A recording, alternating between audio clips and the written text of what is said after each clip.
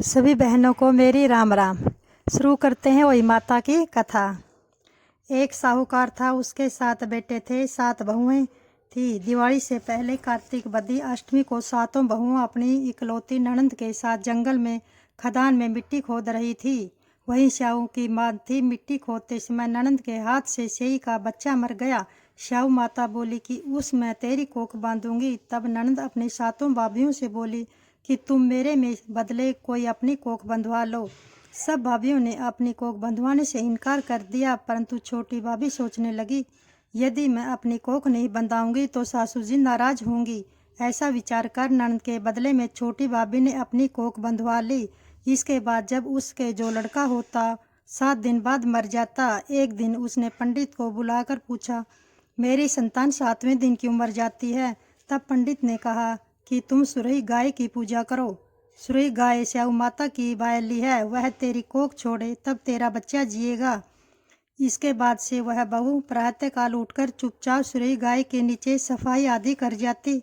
गौ माता बोली कि आजकल कौन मेरी सेवा कर रहा है, सो आज मैं देखूंगी। गौ माता खूब तड़के उठी, क्या देखती है कि एक साहूकार के बेटे की बहू उसके नीचे सफाई आदि कर रही है। गौ माता उससे बोली, क्या मांगती है?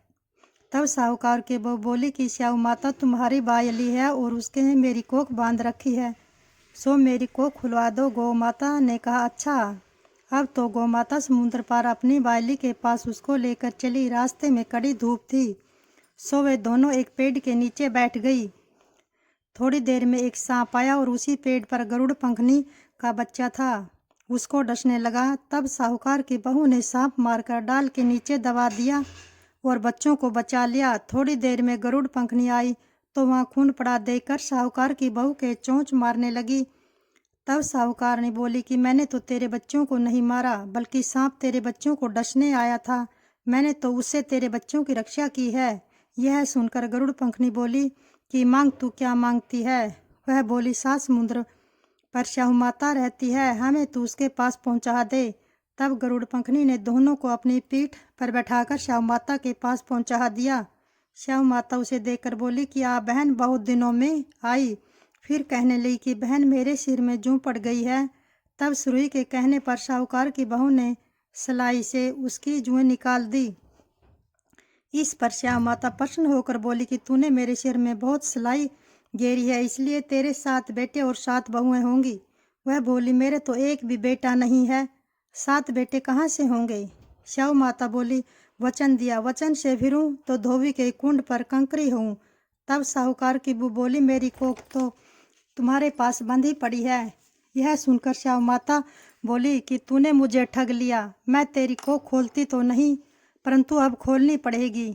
जा, तेरे घर तूने 7 बेटे और 7 बहुएं मिलेंगी, तू जाकर उज्जमन करियो। 7 होई बनाकर 7 कढ़ाई करियो।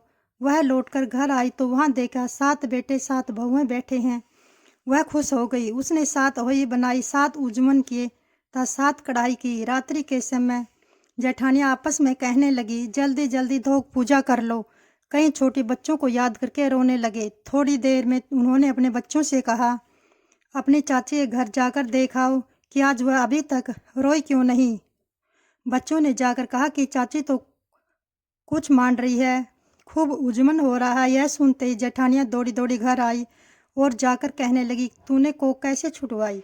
वह बोली, तुमने तो कोख बंधवाई नहीं, सो मैंने कोख बंधा ली थी। अब श्याऊ माता की कृपा से मेरी कोख खोल दी है। श्याऊ माता ने जिस प्रकार उस साहूकार की बहू की कोख खोली, उसी प्रकार हमारी भी खोलियो। कहने वाले था सुनने वाले की था, सब परिवार की खोलियो। बोलो आई ओही माता की जय हो।